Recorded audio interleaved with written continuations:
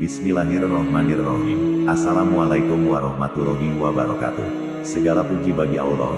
Semoga sholawat tercurahkan kepada Nabi Muhammad SAW, beserta keluarganya, sahabatnya, dan umatnya hingga hari kiamat. Sahabat YMYM 28 yang dimuliakan Allah.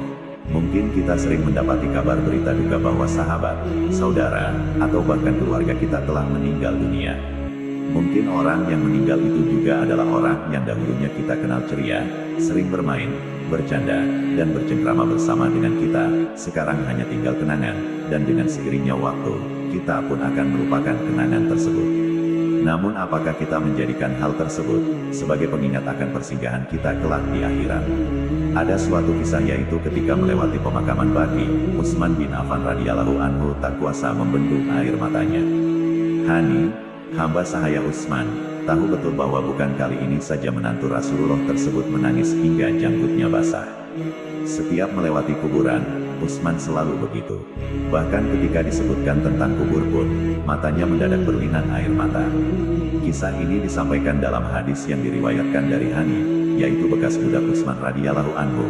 Ia berkata, "Dahulu Utsman bin Affan radhiyallahu anhu setiap berdiri di sisi kuburan, maka ia akan menangis hingga jenggotnya basah.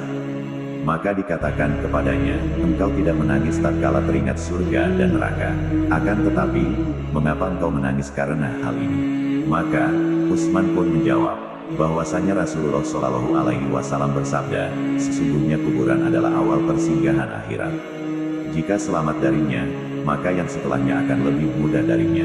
Dan jika tidak selamat, maka yang setelahnya lebih berat darinya.'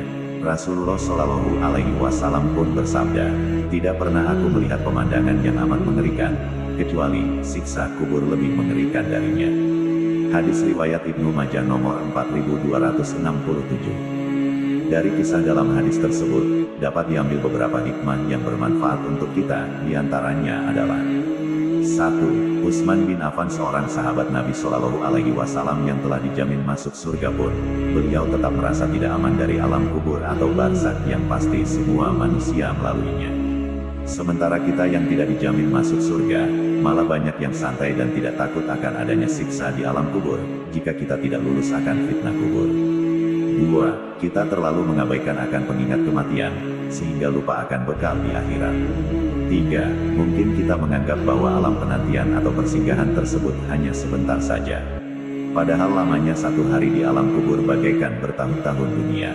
Bayangkan saja, jika amal kita tidak baik, maka siksaan tersebut berlangsung hingga hari kiamat tiba. Begitu juga sebaliknya, jika amal kita baik, maka nikmat pun akan dirasakan hingga kiamat tiba. 4. Jika kita selamat di alam barzakh, maka selamat pula di akhirat. Namun sebaliknya, jika diazab di alam barzakh, maka azab yang jauh lebih pedih telah menanti di neraka. Nauzubillah. Semoga Allah melindungi kita dari fitnah kubur dan azab kubur. Amin ya robbal alamin. Kami berharap apa yang disampaikan dapat bermanfaat bagi sahabat YMYM 28 yang dirahmati Allah. Kami mohon maaf atas segala kesalahan dan kehilafan dalam penyampaian materi ini. Wallahu alam bishawab. Wassalamualaikum warahmatullahi wabarakatuh.